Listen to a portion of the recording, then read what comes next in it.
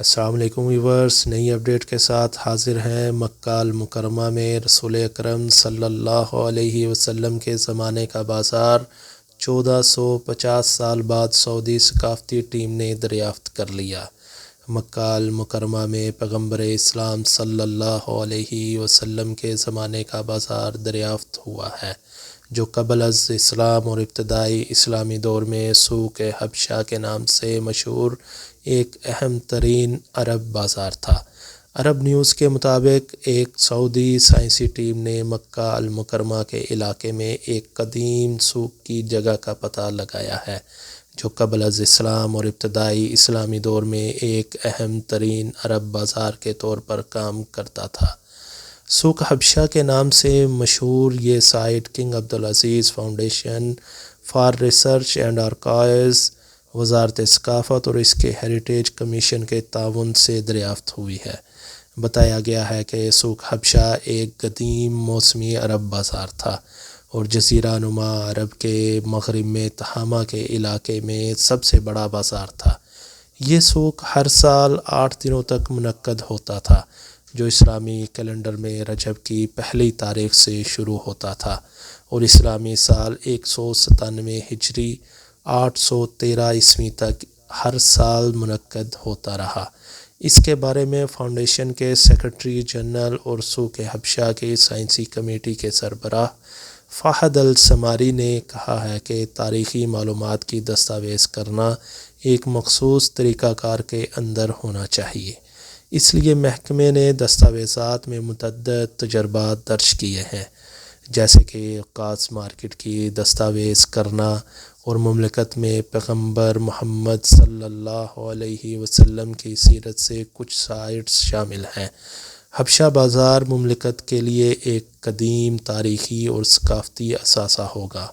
سوق حبشہ کی سائنسی کمیٹی کے رکن عبداللہ الزہرانی نے کہا ہے کہ یہ تعاون کا منصوبہ سوق کو تلاش کرنے کے لیے بنایا گیا تھا اور یہ بہت سے فریقوں کے ساتھ محققین، مورخین، جغرافیہ اور سیرت کے ماہرین کے درمیان مشترکہ تعاون کی ایک اچھی مثال ہے، جو اس سائٹ کی تصدیق کے لیے بہت کچھ شامل کرے گا۔ مطالعات اور تحقیقی منصوبوں نے 40 سال سے زیادہ عرصے سے مارکیٹ کے محل وقوع کا پتہ لگانے کی کوشش کی ہے۔ کمیٹی کی طرف سے تجویز کردہ فیلڈ سائٹس کا بالآخر گزشتہ سال معائنہ کیا گیا۔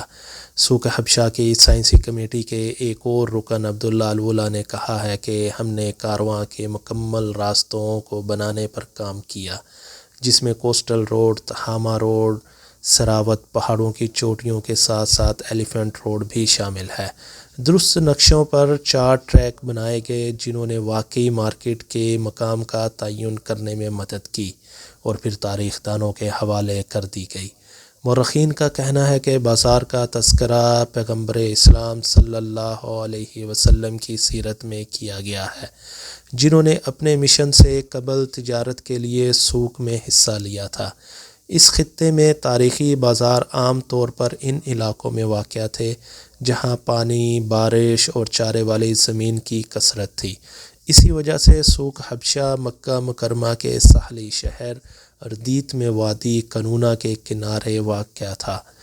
یہ ایک وسیع سیلابی میدان کے وسط میں واقع ہے، جو مشرق میں الدربت پہاڑوں سے جڑا ہوا ہے، مغرب میں الیرم پہاڑوں سے 5 کلومیٹر دور پھیلا ہوا ہے، اور جنوب میں الرمت پہاڑ ایک وسیع علاقے میں ہے جہاں پانی کے ذرائع اور پودوں کا احاطہ نمایاں ہے۔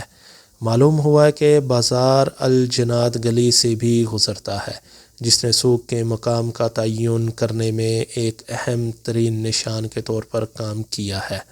سوق حبشہ ماہرین کو قدیم اقتصادی، ادبی اور ثقافتی سرگرمیوں کا جائزہ کا موقع فراہم کرتا ہے، مملکت میں ایک نمایاں ثقافتی تقریب بنتا ہے اور سائنسی، ثقافتی اور سیاحت کے شعبوں میں فوائد فراہم کرتا ہے۔